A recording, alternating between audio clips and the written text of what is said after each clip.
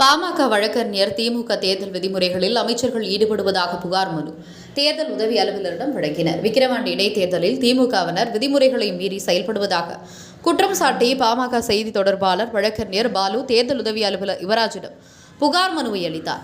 விதிமுறைகளை மீறி திமுக பிரச்சாரம் மேற்கொள்வதாகவும் தொடர்ந்து செய்தியாளர்களை சந்தித்த திரு பாலு விதிமுறைகளை மீறி திமுகவினர் பிரச்சாரம் மேற்கொள்வதாகவும் அமைச்சர்கள் பணிக்குழு என்று அமைக்கப்பட்டு அமைச்சர்கள் தொகுதி வாரியாக பணிபுரிவதாகவும் இது தேர்தல் விதிமுறை மீறியது என்றும் இதுகுறித்து உடனடியாக நடவடிக்கை எடுக்க வேண்டும் என்றும் தேர்தல் அதிகாரியிடம் புகார் கொடுத்ததாக தெரிவித்தார்.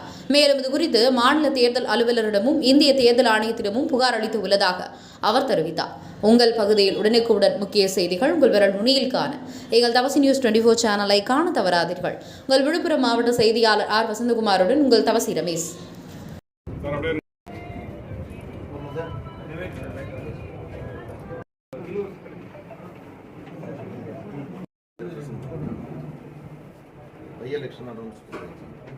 ஃப்ரீ அண்ட் ஃபேர் எலெக்ஷனை என்ஷூர் பண்ணுறோம். அதுக்கு எல்லா நடவடிக்கை எடுத்து நாங்கள் உங்களுக்கு 100% எங்கள் தொகுதியில் கட்சி வரும்.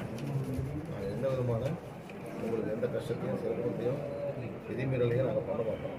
அதே சமயத்தில் ரூலிங் பார்ட்டியாக இருக்கக்கூடிய விதிமீறல்கள், அதிகார அத்துமீறல்கள், அவங்க பண்ணக்கூடிய வேலைகளை நாங்கள் உங்களுக்கு எடுத்து சொல்ல வேண்டிய எங்களுடைய இதை நீங்கள் கருத்துங்க புதிய விதத்தில் அதை என்ஷூர் பண்ணுவீங்க அப்படிங்கிற ஒரு நம்பிக்கையோட உங்கள்கிட்ட இந்த கம்ப்ளைண்ட். இதில் என்னன்னு கேட்டிங்கன்னா, முதலமைச்சராக இருக்கலாம், அதற்கு எந்த தடையும் இல்லை.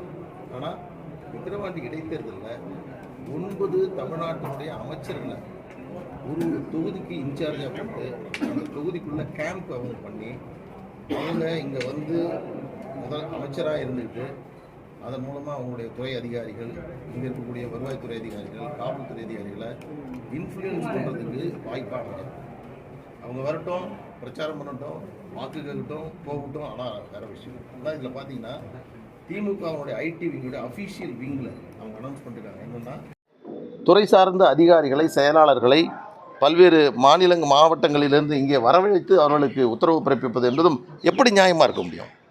நியாயமே கிடையாது. அவர்கள் பிரச்சாரம் செய்யட்டும், வரட்டும். ஒரு நாள் இல்லை, 2 நாள் இல்லை, 3 நாள் பிரச்சாரம் செய்யணும். ஆனால் இந்த அறிவிப்பு என்பது திரும்பப்பட வேண்டும்.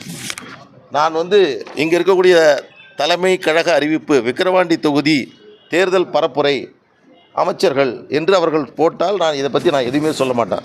ஆனால் விக்கிரவாண்டி தொகுதி தேர்தல் பணிக்குழு என்று இவர்கள் போடுகிறார்கள். பணிக்குழு என்றால் இங்கே தங்கி அவர்கள் பணியாற்றி கொண்டிருக்கிறார்கள். பகுதி வாரியாக போகிறாங்க. விக்கிரவாண்டி கிழக்கு ஒன்றியம், விக்கிரவாண்டி மேற்கு ஒன்றியம், காணை வடக்கு ஒன்றியம், கோலியனூர் வடக்கு ஒன்றியம், இப்படி 8 பகுதிகளாக பிரித்து இதை செய்வது என்பது எப்படி நியாயம் என்ற கேள்வியை நாங்கள் முன்வைத்திருக்கிறோம். எனவே இதற்கு தேர்தல் ஆணையம் உரிய நடவடிக்கை எடுக்கும் என்று நாங்கள் உறுதியாக நம்புகிறோம். அமைச்சர்கள் தங்களுடைய அமைச்சரவை பணிகளை மேற்கொள்ளாமல் 25 நாட்களுக்கு இந்த இடைத்தேர்தல் பகுதியில் தங்கியிருப்பது என்பது தேர்தல் விதிகளுக்கு புறம்பானது. உடனடியாக இவர்களை அப்புறப்படுத்த வேண்டும். இந்த பகுதிக்குள் தங்கியிருக்க அனுமதிக்கக்கூடாது தேர்தல் ஆணையம் என்ற ஒரு வேண்டுகோளை இன்றைக்கு தேர்தல் ஆணையத்திடம் நாங்கள் கொடுத்திருக்கிறோம். நியாயமாக இதை விசாரித்து உரிய உத்தரவை தேர்தல் ஆணையம் பிறப்பிக்கும் என்று நாங்கள் நம்புகிறோம். இது ஏதாவது இடம் இருக்கா சார்? அதாவது அமைச்சர்களுக்கு தங்கக்கூடாதுன்ற மாதிரி ஏதாவது தேர்தல் இருக்கா? அதாவது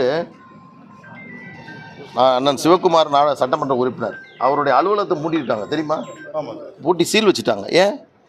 ஒரு அரசு அதாவது சட்டமன்ற உறுப்பினர், அவர் சட்டமன்ற உறுப்பினராக இருந்தாலும் அந்த அலுவலகத்தில் தங்கியிருந்தால் அது நியாயமான தேர்தல் நடத்த